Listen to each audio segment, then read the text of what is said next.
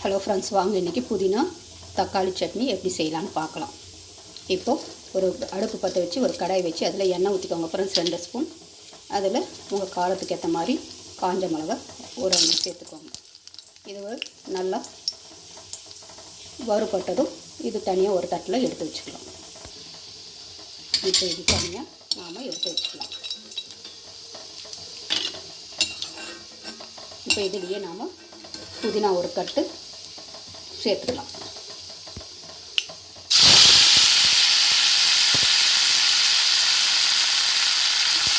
இது நல்லா வதங்கட்டும்.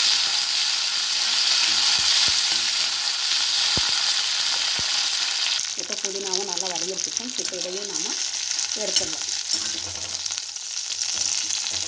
எடுத்து ஒரு தட்டில் எடுத்து வச்சுக்கோங்க.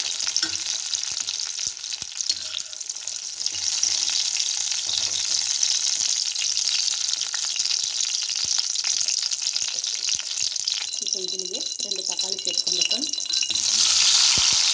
தக்காளி வந்து நல்லா வதங்கணும்.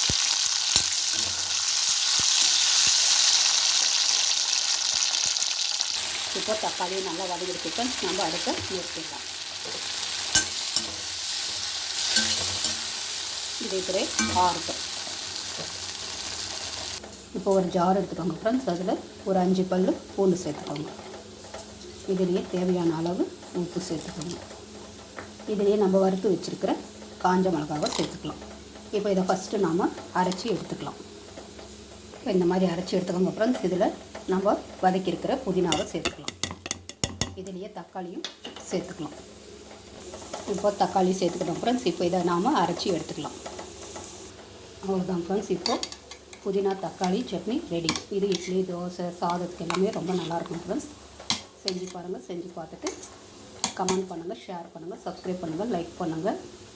உங்களுக்கு புளி வேணும்னா புளி கூட கொஞ்சமாக நீங்கள் சேர்த்துக்கலாம். செஞ்சு பாருங்கள் ஃப்ரெண்ட்ஸ். செஞ்சு பார்த்துட்டு கமெண்ட் பண்ணுங்கள். நன்றி, வணக்கம்.